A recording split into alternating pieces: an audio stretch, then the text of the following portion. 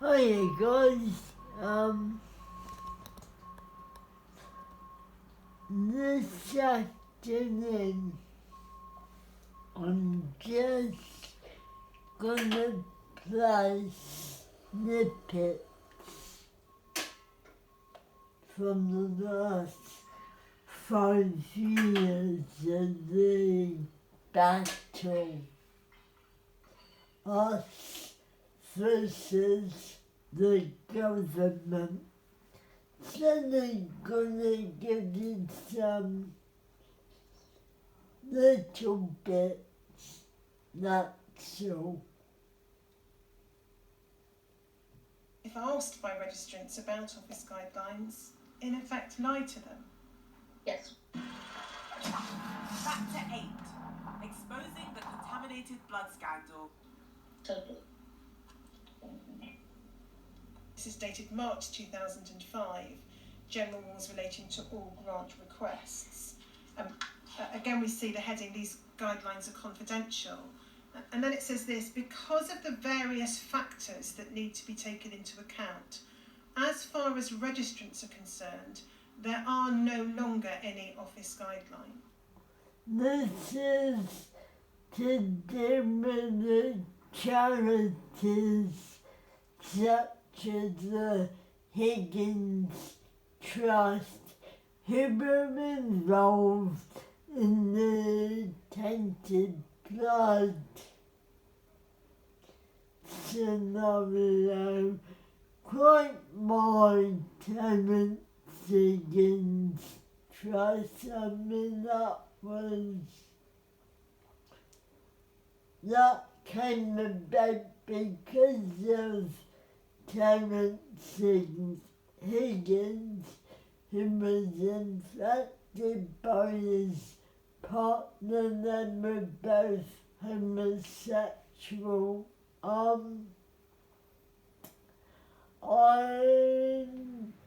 still didn't see the connection between our issues at tainted blood and Terence Higgins, but I thought you might like to listen.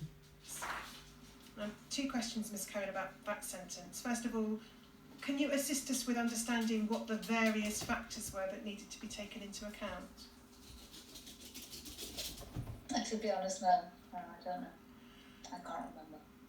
Second question, again, it might be said that this sentence suggests that registrants would not only not be provided with the office guidelines, but might be led to believe that there were no office guidelines, which as a matter of fact would be untrue. That's absolutely correct. That was the decision that was reached at the NSSC. Correct. Well done, Jen. On more than one occasion that we should not tell people about office guidelines. And I seem to remember seeing a document that was from not long before I finished or not long after I finished, I forget now, but that it was stressed even more forcibly that...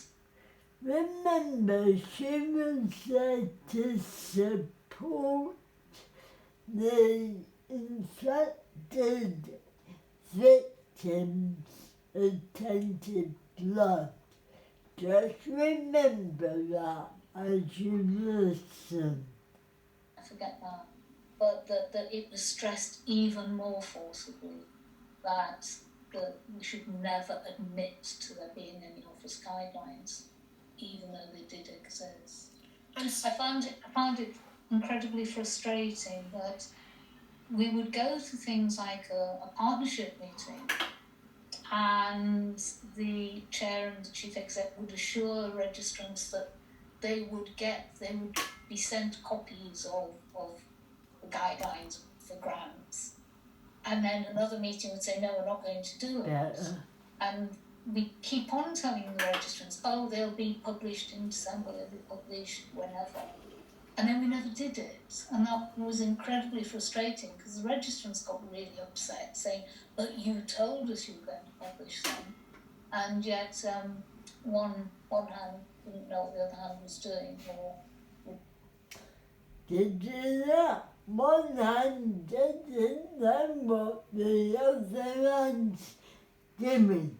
Then that's my whole experience of the NHS and social care in Cornwall. just overall the others and say, no, we shouldn't publish them. Was there an expectation that you and your colleagues in the office would, if asked by registrants about office guidelines, in effect lie to them? Yes, totally.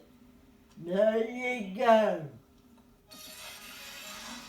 They were ordered to lie to us. And then this one is fucking incredible, but listen. The element of abusing the patients is, to an extent, guinea pigs. Factor 8. Exposing the contaminated blood scandal. This is the at proposal the is that, Matrical there'll College. be essentially a swap, and some of the Scottish NHS Factor 8, which would have been sent to Belfast, will be kept in Edinburgh, and in exchange, Edinburgh will provide Profilate to Dr. Main. There's one further letter in which this is discussed again. But there's also the implicit suggestion there that the patients will not have been asked in advance. It is going to be given to them, and they wait to see what their reaction is. Yes, there doesn't appear to be any suggestion of an element of choice. No. Yeah, there's an element of using the patients as, to an extent, guinea pigs. I don't mean in the sense of having a different treatment, but in the sense of having a different product. Yes.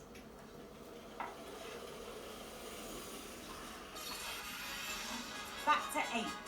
Exposing the contaminated blood scandal. If asked by registrants about office guidelines, in effect lie to them. Yes. Factor 8. We've had that one name.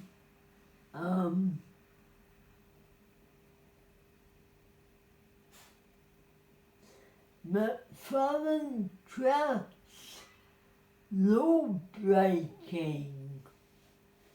Might have fallen foul, at least with the policy underlying the Equality Act. Factor 8.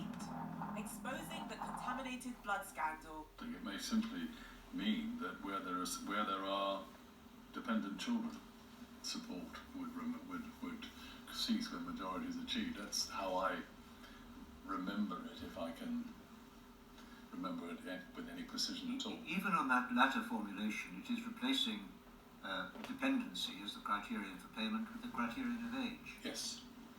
Which, not long after this, might have fallen foul, at least with the policy underlying the Equality Act. As might marital status. As might marital status, yes. I bow to your point. It's not something that occurred to any of us, I think, at that stage. But, no, well, it frankly wouldn't have done. No advice, I imagine, was taken. No. Certainly, the only advice that I recall ever being taken about the excellent advice that is, was taken from the Charity Commission, because I know these sorts of policies, all these policies were shared from time to time with the Charity Commission, and in order for them to say they were satisfied that we were within whatever guidelines they wanted, something that they had wanted. But no, I don't remember any legal advice being taken. Well, I don't think I could go so far as to begin to suggest that it might be unlawful, but because this is a charity, it's not necessarily covered by discrimination statutes, but nonetheless, there's an element of movement of policy or opinion, which you're telling me it wasn't reflected in 2007 anyway. No one thought of it. No.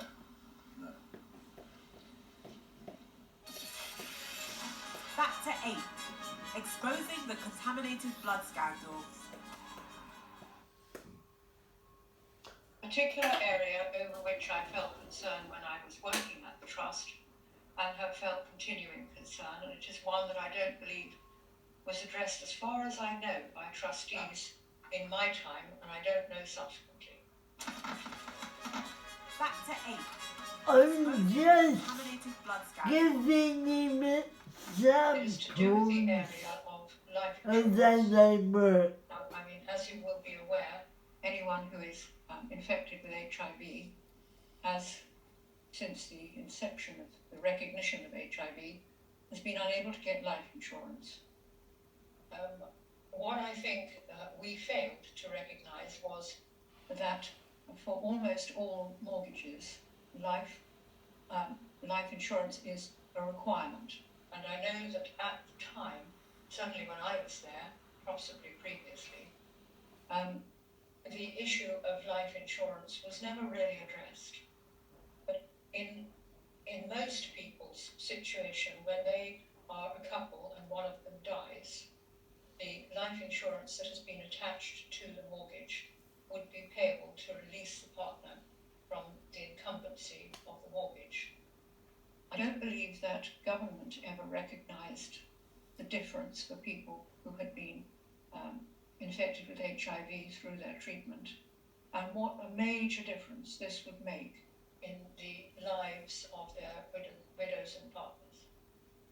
I believe it is an area that should be addressed, and if one looks at the differences between those people living with HIV and haemophilia, or indeed not, but just with HIV, that they have received through their treatment, I believe that it's never been recognised that one of the major ways in which their life was changed forever was the lack of life insurance.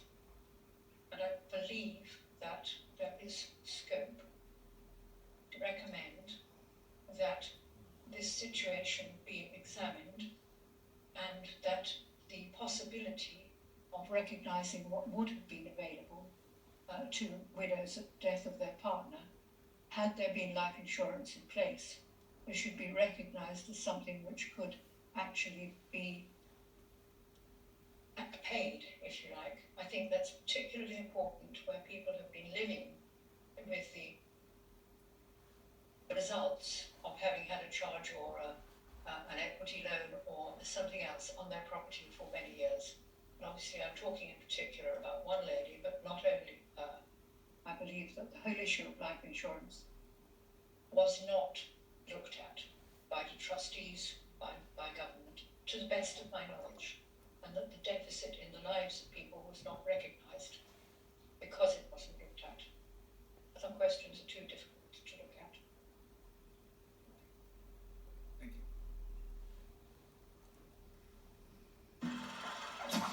Factor 8. Exposing the contaminated blood scandal. Mr. Clark, who I can't ask about this, says, good to hear from you, but sorry that you are getting so much stick from, quote, the great unwashed, close quote. Who did you understand on receiving this email him to be referring to as the great unwashed? I assumed he was talking about a group on This the is Jay. You say, I'm poor, I shall never have a plenty of pay the lyrics again, a happy day, and then Kaloo, so you quote from the Jabberwocky. And then you say this, otherwise, what a monumental waste of time, not just this afternoon, but all the previous hours spent nurturing that lot of moaners. And that afternoon... This is a typical example and then haemophilia were treated by their doctors, who they saw as their heroes for giving them their lives by having factor VIII. I'll continue a bit. There had been a meeting of the partnership group. We can look at the minutes if you want, but it's a perfectly ordinary partnership group meeting on the 13th of December 2004. Do we correctly understand your email to be suggesting that meetings spent in the partnership group are a monumental waste of time? And that the partnership group were regarded by you, or some of them, as a lot of moaners? I'm If you were to look through the minutes of the various partnership meetings, you will see that there was quite a lot of unpleasant feeling. Funnily enough, when you set it out as you have done, it makes one wonder why infected intimates are treated exactly as registrants, since they do not have haemophilia to worry about. We might see if we can review that when get round to looking at reg pay at the NSSC. That would be a way of pissing off the Lewis contingent. You presumably were aware, and indeed I think it's reflected in what you say there, that Hayden's wife Gaynor was herself infected with HIV. Yeah. You seem to be proposing a review of the way in which infected intimates were treated, in part at least, as a way of, as you put it, pissing off the Lewis family. Would that be an appropriate basis for a review of policy towards infected intimates? No, which is why the fact that you've taken it seriously indicates that you don't understand the relationship between Martin and myself. Perhaps I'm not saying something there that I feel, as a chairman, seriously we ought to do. I think you're saying it as a sort of throwaway remark to a friend. it was some form of joke, was it? Hmm? It was some form of joke, was it? It's some form of, yeah. It's a tongue-in-cheek remark. 29th of November, forwarding Mr. Lewis's letter to Martin Harvey and saying this, Martin, notwithstanding the heading, I thought you'd love to join me in starting the week with an insight into the thoughts of Hayden Lewis. I shall try to compose a reply in the course of the day. I shall point out to him that I'm unable to provide him with information about expenses without asking you. It is irritating that some Boyd, so thick... I think it should be somebody, Well, I'm going to ask about that in a moment. So thick can come up with such meddlesome suggestions. First of all, in terms of what appears to be a typographical error, are you able to assist with whether... I've given him a sample. It's shown on the infected blood inquiry. These people didn't care then, and they don't care now. So put those here. Oh, this is a juicy one. Did Revlon give people AIDS? In 1977, Revlon purchased the Armour Pharmaceutical Company. Armour, part of the Revlon healthcare division, manufactured and sold a haemophilia medication called Factor VIII. It was sold internationally and widely used in the UK. Unfortunately, for the people who used Factor VIII, it was created using a highly dangerous process known as plasma pooling, where tens of thousands of plasma donations are mixed together, meaning one infected person can infect an entire batch of Factor VIII with hepatitis or HIV. A USA-based affiliate of Armour, which collected the plasma for Factor VIII, Plasma Alliance, paid people for their donations, giving them the motive to lie about their medical history. The practice of paying donors had long been outlawed in the UK because of the dangers it presented. Needless to say, Armour and other companies carried on with these practices for over a decade, the money was just too good. Thousands worldwide were exposed to HIV, even years after the virus was assumed to be transmitted through the products. By the end of 1985, most haemophiliacs in the UK who had been infected with HIV. Yeah, what they haven't said there was the NHS actually stated it was too expensive treatment to simply bin it and to use it up. HIV by various factor products had become aware of their infection, and it just so happens that at the end of 1985, Revlon sold its drug operation to another company called Rora for $690 million in cash. In the years that followed, Revlon sold off various other parts of the company to giants like Pantry Pride, Procter & Gamble, and Johnson & Johnson. By 2018, around 1,000 of the 1,243 haemophiliacs infected with HIV in the UK had died. It's often called the contaminated blood scandal in the news, and the UK's largest ever public inquiry, announced in 2017, is currently investigating. An email received in April 2018 from Revlon's legal team in New York to the UK victims said, "There is no link or connection to Revlon Inc. or its directors and stockholders, and Armour, and to say or suggest otherwise is factually inaccurate," insisting that Revlon today has only existed since 1992. However, on its own website, Revlon boasts about being founded in 1932 and goes into great detail about its history, or at least the parts it chooses to remember.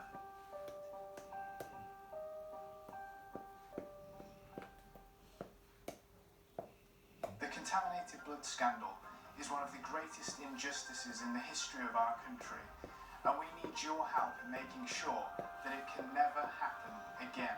In the 1970s and 80s, thousands of people with haemophilia were infected with HIV and hepatitis C through a blood product called Factor VIII. At the very heart of the scandal is a story of state negligence and corruption within the pharmaceutical industry, which led to thousands of people needlessly dying through being infected with these lethal viruses. The Infected Blood Inquiry is the largest public inquiry that's ever been held in the UK, and we need your help in making sure that victims and families get the truth that they deserve.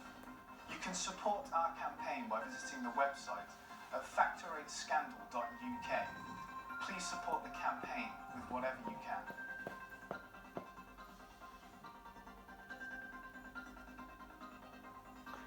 One moment, hang on. See if I can find it.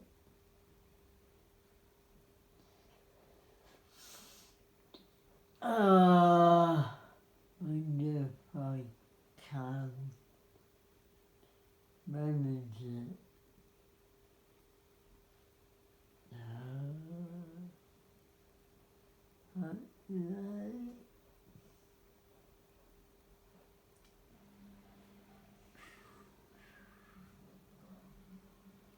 Bear with me. Oh yeah. Remember the two boys I mentioned, Colin and Lee? Here's little Colin. When did he do this drawing? That was his, he'd done that in school. Yeah, he was about 6, wasn't he? Colin's parents still cherish his childhood drawings. The boy who created them will never grow old. Colin died aged 7 in 1990. He'd been infected with the AIDS virus through infected blood products he was given to treat his haemophilia. His parents not only had to endure watching their son die, but were also ostracised by the local community. Mostly we were getting phone calls saying you should have people were AIDS in the house. Is he sleeping with his brothers? I had AIDS dead painted up the side of the house in 6-7 foot letters. Every Saturday we'd go over to Colin's parents, so all the little kids were playing there, and somebody came out of his family and called all the children and said, "You never touch this." The confusion of subject, that's Colin the dad. They also had a boy called Colin who was named after his father, just to save the confusion. It's a knife, fork and spoon. These belong to Colin. None of you must touch this. You know, and do you know what? That nearly killed us. Colin was one of around 30,000 UK patients given infected blood products in the 1970s and 80s. Colin was 7. Just remember, Colin was 7 when he died. Since 2018, the Infected Blood Inquiry has been examining what happened and why. The Smiths welcomed today's recommendation that the parents of children who died should be paid compensation, the first financial recognition they've ever had. Up until now, they haven't had it yet, and this was earlier this year, May, April. Till now they've not received a penny's recognition for their son Colin. The recognition is going to be there, not just for us, but for the children that have lost parents too. And that really does, I'm over the moon about that. The inquiry chair, Sir Brian Langstaff, recommended the compensation be made as soon as possible. Are you happy there? Yeah, he was. Back in Newport, the Smiths say this has never been about money, but accountability and trying to find answers on behalf of their son. Absolutely. What do you think he would say of the campaigning that you've done and the perseverance that you've shown to get to this point? Go for it, Mum. Sounds stupid, but I believe they're all on this cloud and they're all sat there cheering parents, families, brothers and sisters on. Richard Morgan, ITV News in Newport. Yeah, I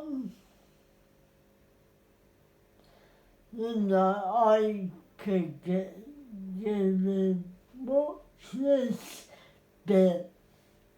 You've seen what Jan and Colin said. Watch this. Whose children died, those whose parents died, have never benefited from the financial support schemes and never received any compensation. And they are the focus of one of the Chair's recommendations and a recommendation for interim payments now.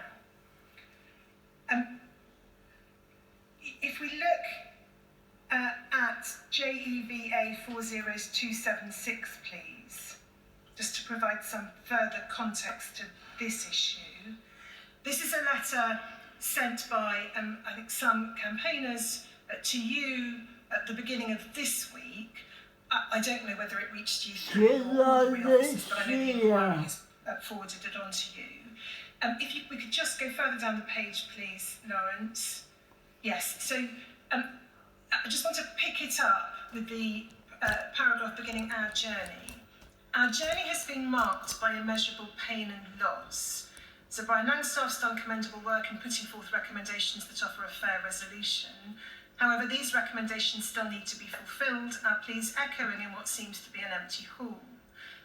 The appointment of the ALB's chair remains to be made. This delay denies victims and their families any tangible sense of progress. Many continue to die without seeing full redress. This cannot be right. And then it's the next issue that I want to explore with you, Prime Minister. The interim payment for deaths not yet recognised is critical These payments are not just about compensation, they symbolise acknowledgement and they Very represent initial fine. recognition of each life lost. We know, for example, that many of the 380 children infected with HIV died in childhood Sorry and about their that. deaths remain unrecognised. Now, before I ask you, and I'm sorry this is a long introduction to a question, but before I ask you the question... Did you capture 380 haemophilia children in the 80s and 90s died of HIV?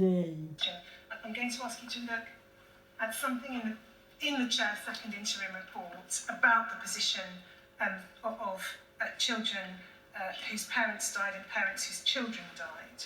So if we could have please Lawrence INQY 40453, and if we could go please to page...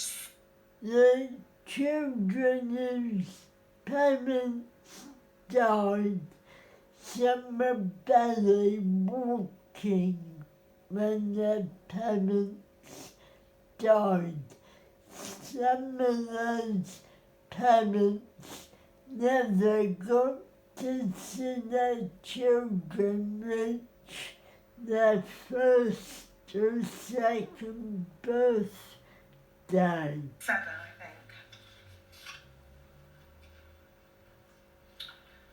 I'm going to pick it up at the bottom of the page, the last paragraph, and then over to the next page. Colin was around a year old when he was given factor concentrate. At about 2.5, he was diagnosed with HIV. Colin.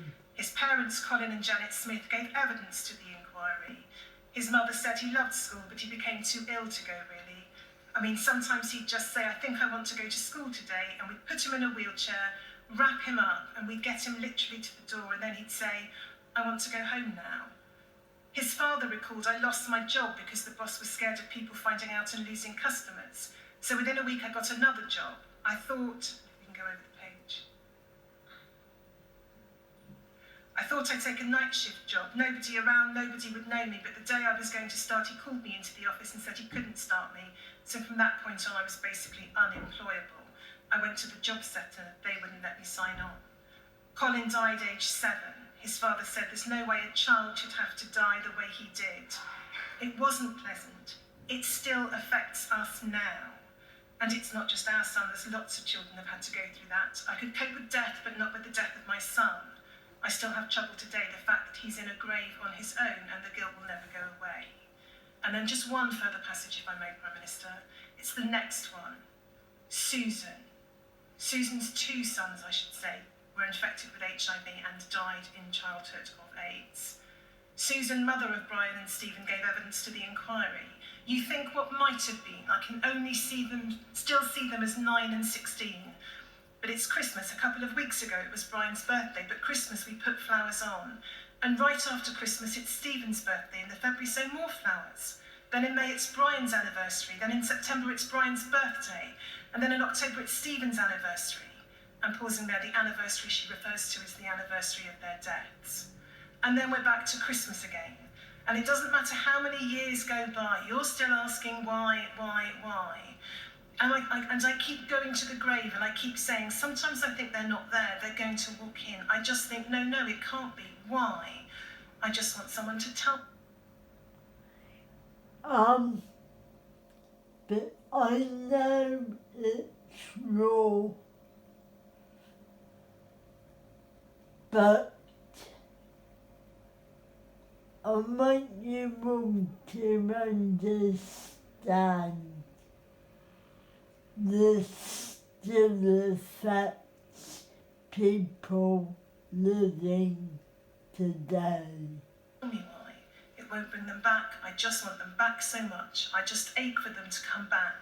You can't get on with your life. I just ache. I think it's like a heartache. Your heart is aching so much. Your whole body aches. I'm just mentally and physically tired, I think. I just want them back and I can't. Now, those are just 2 examples, Prime Minister, as I'm sure you understand.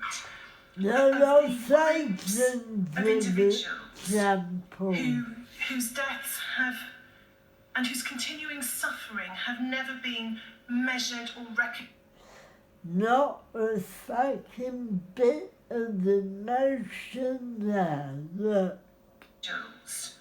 Whose deaths have, and whose continuing suffering doesn't kill us, does he? Have never been measured or recognised through financial support or compensation. And they are some of those whose suffering would be recognised if interim payments were made. As you told us, it took only a short period of time for the first lot of interim payments to be made. But nearly 4 months down the line from the recommendation in relation to interim payments to people who've never received anything, there is still no action on the part of the government. Is there? I just needed you all to move it. Because some of my viewers think that it's been dealt with and that they're just moaning about nothing. Any good reason, having regard to what you said last summer in relation to the first lot of interim payments, is there any good reason for the government delaying in taking a decision on the question of interim payments for these people? I think first thing I'd say is I have 2 young children, and I can't imagine the loss that Brian and Stephen's mother felt and Colin's parents felt, and as you said, there's hundreds more like that from everything we know, each one a tragedy for every one of those families, and it's heartbreaking to read it again and listen to it again as I've done previously. And this was in May. Are absolutely uppermost in mine and everyone else's thoughts. With regard to what might happen in terms of future compensation, obviously that is one of the many recommendations in the report, and that is subject to ongoing government decision making and policy making, which is why it's difficult for me to speculate further or go into more detail about what may or may not happen in that regard. But of course that work is ongoing. Questions of scope are important. There are significant questions that need to be answered as part of resolving this overall scandal and how best to do it. But because it relates to decisions that haven't been yet made, obviously there's not much more I can add to that. Would you agree that the longer it's going to take for the government to reach conclusions about a compensation scheme overall, whether that's waiting for the final report, putting through primary legislation, appointing people, whatever it might be, the longer it's going to take, the greater importance there may be to the government considering further interim payments for those who've never received them, or indeed further interim payments for those who have. Is that something the government understands, that there's a relationship between how long you're going to take to set everything up and perhaps taking some interim measures now? Yeah, again, Ms. Richards, for all the reasons that I've outlined, because all these matters are subject to ongoing government policy making and deliberation where final decisions haven't been made, I can't, and it wouldn't be appropriate to comment or speculate on what may or may not happen in the active considerations of government. But as I said, many people have been affected by this scandal over many decades, and an important part of resolving the scandal that is contaminated blood will be working through those issues of scope and eligibility.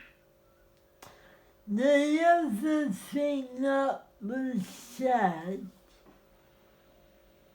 by some members of Parliament, ex-members even, wouldn't it be easier if they had all died then? In fact,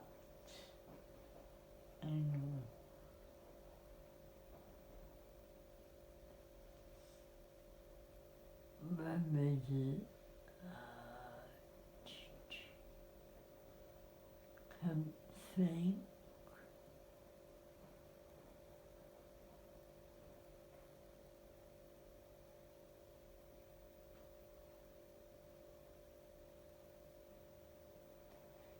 Yeah. You can. That's all I was doing. You've accurately summarised the outcome, Lord Clerk, but I want to look at the decision-making process and the time it took to reach that outcome, which necessitates going through the documents, I'm afraid. Well, what for? I don't really think that's something I'm... Well, I gather you're doing Right, that. Every policy decision I've ever been involved in has involved some discussion and exchange of views.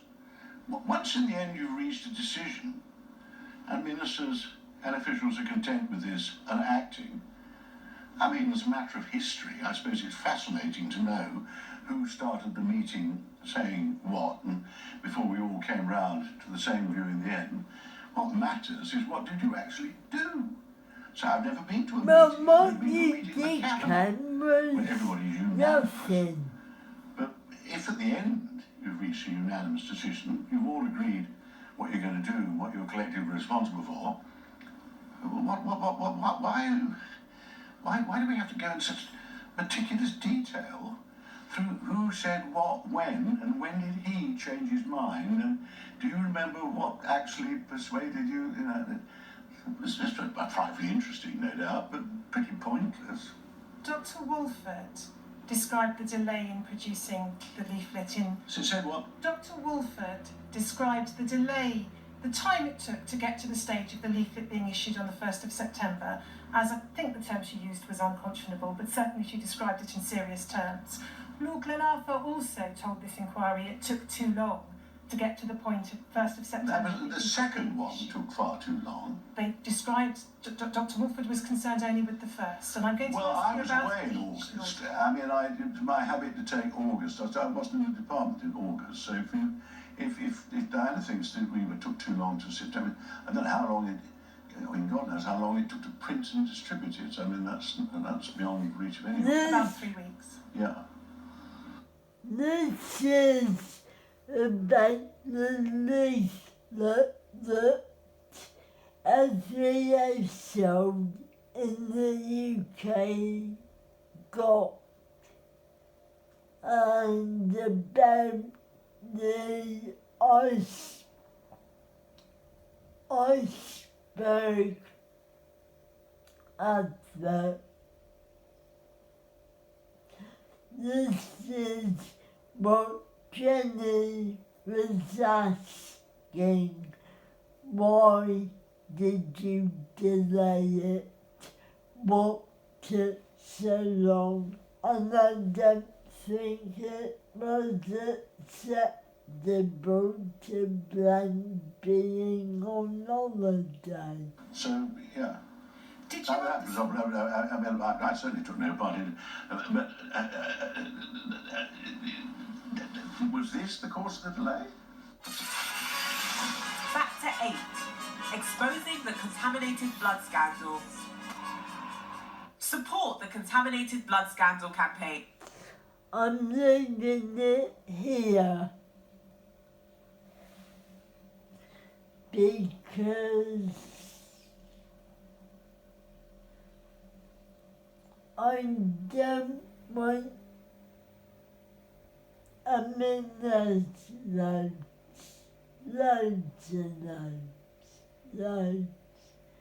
then on the last bit.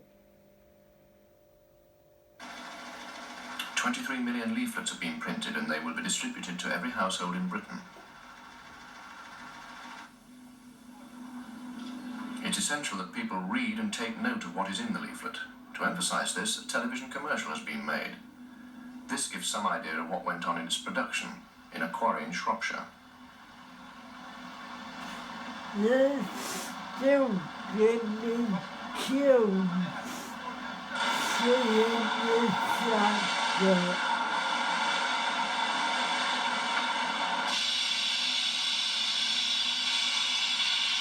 Most of you know it.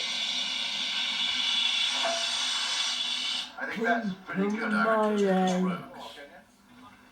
And now, People my age will, and older of course, will remember the advert. This is how they made it, but I want to see it.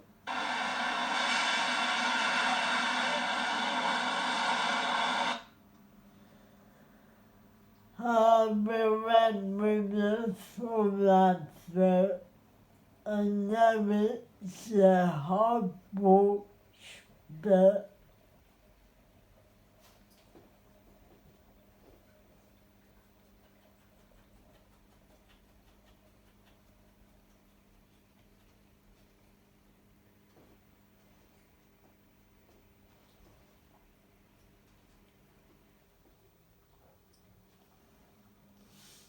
I remember UK ad. UK advert. It is.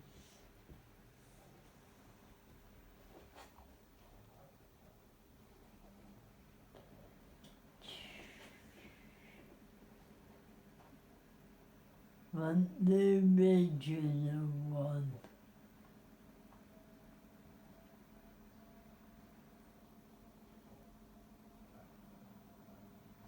There you go.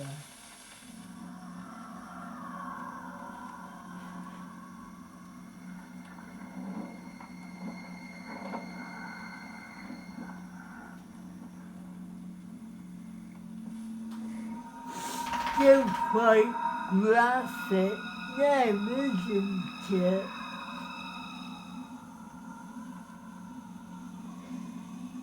To the blood family, I'm sorry, but I think it's important to show. There you go.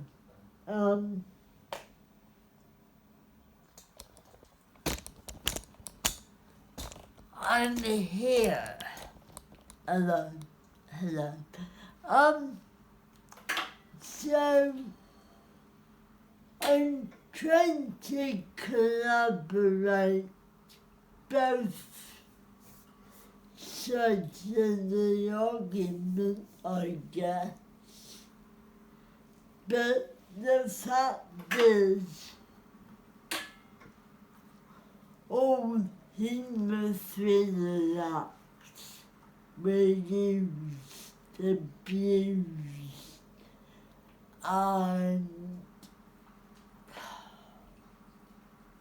treated like shit by the maternal college and the NHS.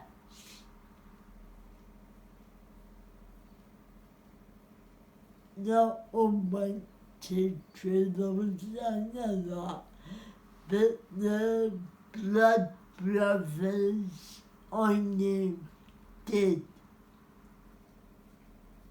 The sixth out of 48 or 50.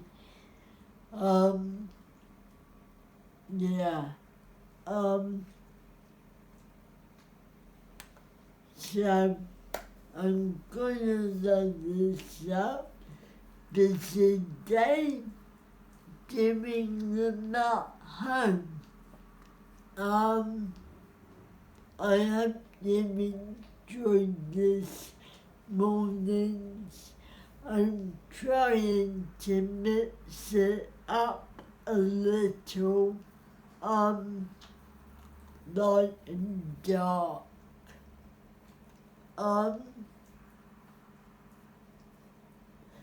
But I guess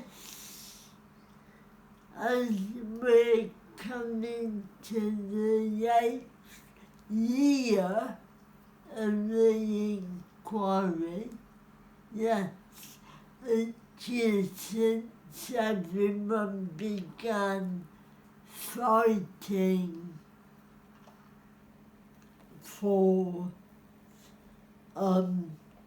justice and justice to being denied to many because they're dead, and thereof the government says, oh well,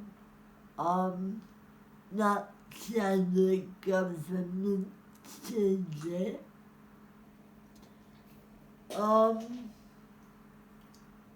Let me know what you think in the comments.